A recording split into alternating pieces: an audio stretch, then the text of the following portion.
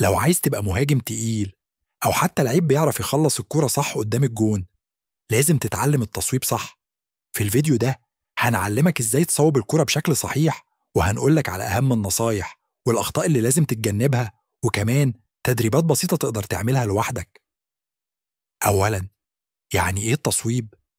التصويب أو التهديف هو لما تلعب الكرة على الجون بهدف إنك تسجل هدف، سواء كنت بتلعب برجلك اليمين أو الشمال أو بتصوب من بعيد أو قريب، الأساس واحد: التكنيك الصح.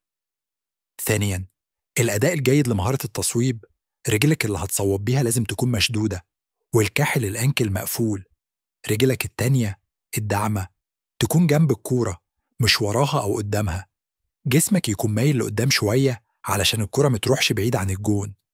نظرك يكون على الكرة وقت التسديد، خلي الضربة من منتصف القدم أو مشط القدم حسب نوع التسديدة اللي عايزها. ثالثاً، نصايح مهمة وقت التصويب: حاول دايماً تهدف على الزاوية البعيدة من الحارس. خد نفس قبل ما تصوب وابقى هادي. درب نفسك على التصويب في أوضاع مختلفة، وانت واقف، وانت بتجري بالكرة جايلك، أو ثابتة. مرن رجلك الضعيفة، هتفرق معاك جدا في الماتشات. رابعاً، أخطاء شائعة لازم تتجنبها. ما ينفعش جسمك يبقى مايل لورا وانت بتصوب، لأن الكرة هتروح في العالي. التصويب بكعب القدم أو بأطراف الصوابع بيخلي الكرة تطلع ضعيفة. ما تبصش على الجون وقت التسديد، بص على الكورة. ما توقفش بعيد عن الكورة قوي ولا قريب قوي، خليك في المسافة الصح.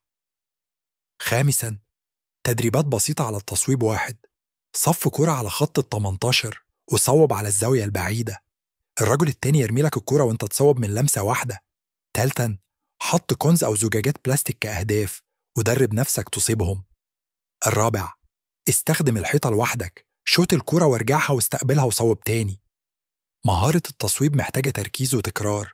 درب نفسك كل يوم وصور تمريناتك وشوف تحسنك.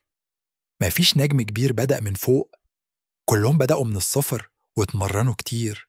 لو عجبك الفيديو اعمل لايك وسبسكرايب، واستناني في فيديوهات تانية عن باقي المهارات الكروية. سلام.